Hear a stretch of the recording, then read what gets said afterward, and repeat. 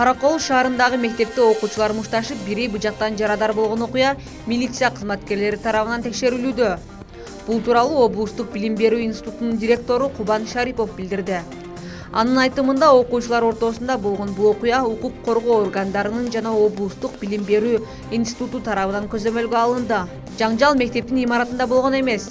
Окуучулар ортосунда жаңжал окуу жылы аяктагандан кийин болгон. Аталган факт боюнча милиция териштирүү иштерин жүргүзүп жатат. Алар тарабынан тиешелүү деңгээлде бул боюнча баа берилет. Мындан тышкары өкмөттүн Ысык Көл облусундагы өкүлү, облустук билим берүү институту жана башка ведомстволордагы бул маселенин үстүндө иштеп жатышат. Шаардагы мектептердин базасында ата-энелерди окутуу курсун ачууну пландап жатабыз. Анткени балдарды тарбиялоого бир гана мугалимдер жана мектептин администрациясы эмес, ата-энелер дагы тартылышы керек. Биз азыр окуу жылы аяктаганга чейин мындай курстарды ачуу керектелген мектептердин тизмесин жазып жатабыз, деди ал. Булак турмуш, KG.